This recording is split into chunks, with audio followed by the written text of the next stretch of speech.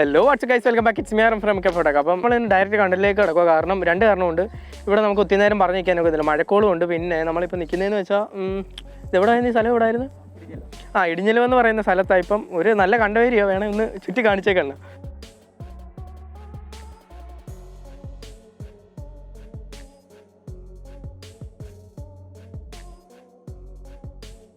അപ്പോൾ നമുക്ക് ഇവിടെ ഇച്ചിരി നല്ലവണ്ണം എടുക്കാൻ നോക്കുന്നത്. പിന്നെ അത് മാത്രമല്ല, ഇവിടെ ഒരു പുളകം കുറച്ച് നേരം കൊണ്ട് എത്തി നോക്കുന്നതിന് വന്ന് ഇനി ബാക്കിലെങ്ങാനും കടിക്കുമെന്ന് അറിയത്തില്ല.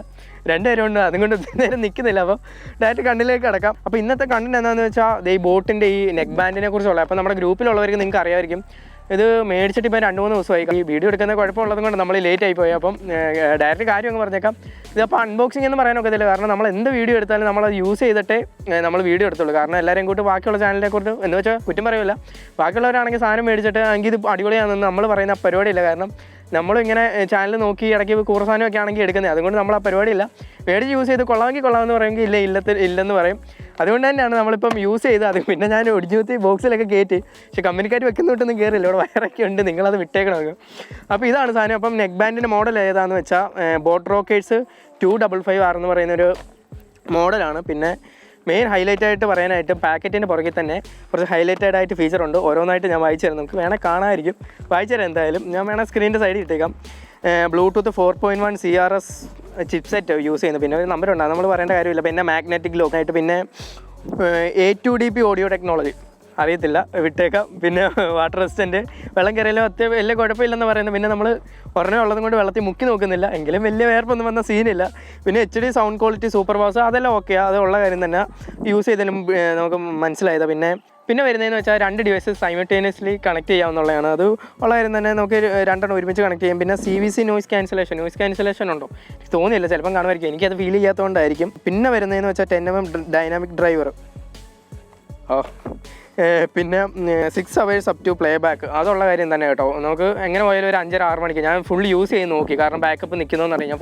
ഞാൻ ഇതേലാക്കിയിട്ട് നോക്കി, എന്തായാലും 5-6 മണിക്കൂർ നിൽക്കുന്നുണ്ട്. ഫുൾ ചാർജ് എങ്ങനെ പോയാലും ഇനി ഒരു 1 മണിക്കൂർ 1.5 മണിക്കൂർ അതിൻ്റെ ഇടയ്ക്ക് വെച്ചാലും നമുക്ക് ഫുൾ ചാർജ് ആകത്തുള്ളൂ. അപ്പോൾ എന്തായാലും ഒരു ചടങ്ങാണ്, എന്തായാലും പുതിയ സാധനം മേടിക്കാൻ പൊട്ടിക്കണ്ടേ എന്നുള്ളത്. അൺബോക്സിങ് അങ്ങ് ചെയ്തേക്കാം, കാണാമെന്ന് കരുതുന്നു. നമുക്ക് പഴയ കൂട്ട് അൺബോക്സ് ചെയ്യാനുള്ള സ്ഥലമൊന്നുമില്ല, അതുകൊണ്ട് അഡ്ജസ്റ്റ് ചെയ്തേക്കണം.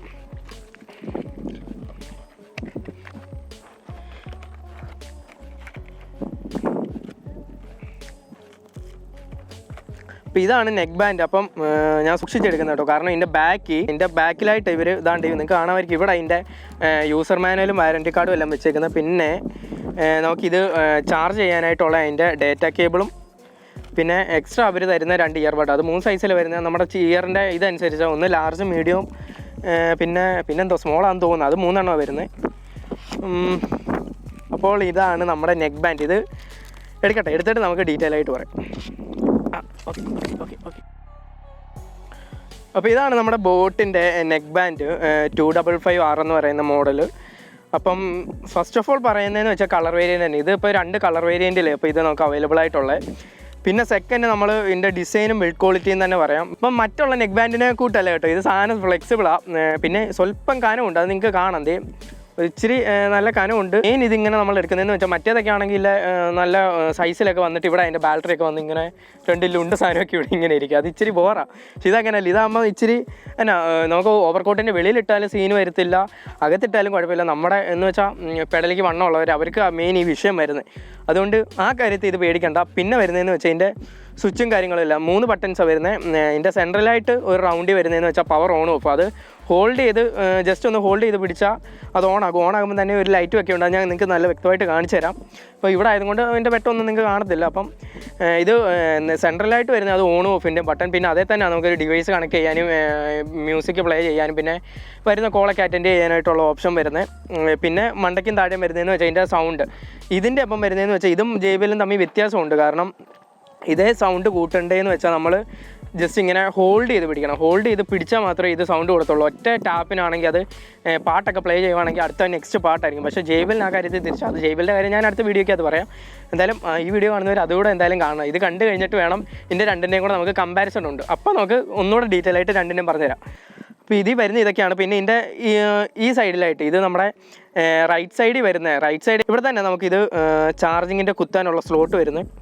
ഇതിന് ചെറുതാണ് കേട്ടോ. ഇത് സത്യം പറഞ്ഞാൽ ഇത് എടുക്കാൻ സ്വല്പം പാടാണ്. ഞാൻ സെറ്റിപ്പിനൊക്കെ കുത്തി എടുക്കുന്നത്. പിന്നെ മണ്ടയ്ക്ക് ഒരു കവറിങ് ഉണ്ടല്ലോ, മാറ്റാൻ ഇച്ചിരി സ്വല്പം പാടാണ്. അത് കാരണം അകത്തോട്ട് കയറി. അത് ഈ മോഡലിൻ്റെ കുഴപ്പമാണോ അത് എൻ്റെ കുഴപ്പമാണോ എന്നൊന്നും അറിയത്തില്ല.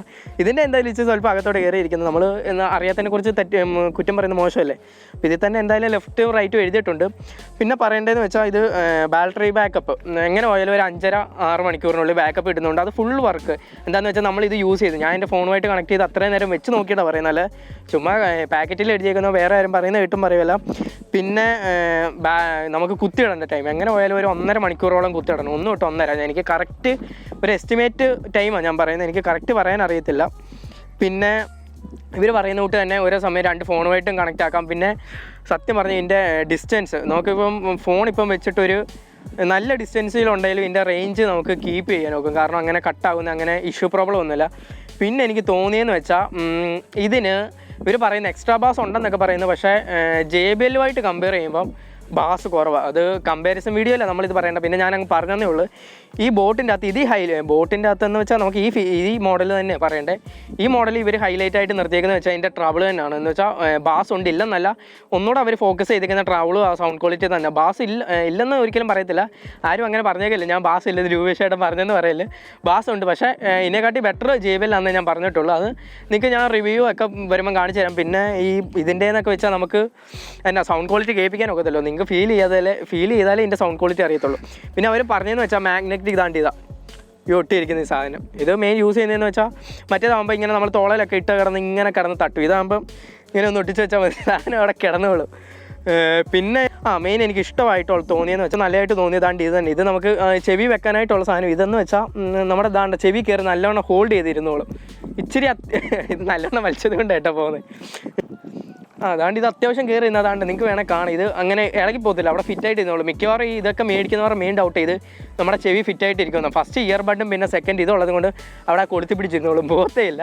അപ്പം ഇതിനെക്കുറിച്ച് ഹൈലൈറ്റ് ആയിട്ട് പറയാൻ ഇത്രയൊക്കെ ഉള്ളൂ. അപ്പം ടീംസ് നമ്മുടെ കൊച്ചു വീഡിയോ ഇഷ്ടമായിരുന്നു. ഇഷ്ടപ്പെട്ടെങ്കിൽ ഞങ്ങളുടെ വീഡിയോസ് ഒന്ന് ലൈക്ക് ചെയ്യുക, ഷെയർ ചെയ്യുക, കൂടെ ഞങ്ങളുടെ ചാനൽ സബ്സ്ക്രൈബ് ചെയ്യുക. എനിക്കൊന്ന് ഈ സാധനം കുറേ നാളായിരുന്നു. കാരണം ഇപ്പം നമ്മൾ ഏകദേശം 1K ആയി. ഇപ്പം 2K അടുത്ത് പോകുന്ന 1.5K കഴിഞ്ഞു. അതുകൊണ്ടാണ് പറയുന്നത്. ഇപ്പം ഞാൻ പിന്നെ അങ്ങ് പറഞ്ഞതേ ഉള്ളൂ. പിന്നെ ഈ വീഡിയോ കാണുന്നവർ മാക്സിമം JBL കാണണം. JBL കാണുന്നതെന്ന് വെച്ചാൽ ഇത് രണ്ടും കണ്ട് മനസ്സിലാക്കിയിട്ട് വേണം നിങ്ങൾക്ക് ഇതിൻ്റെ രണ്ടിൻ്റെയും കൂടെ എനിക്കൊരു കമ്പാരിസൺ വീഡിയോ ഇട്ട് തരാൻ. അല്ലാതെ നിങ്ങൾ കമ്പാരിസൺ മാത്രം എടുത്ത് കാണുന്നെങ്കിൽ ഇതിൽ വെടിവെച്ചാൽ പുകയെന്ന് കൂട്ടായി പോകും. സോ രണ്ടും ഇരുന്ന് കാണുക. അടുത്ത വീഡിയോ കാണാം. ടാറ്റ.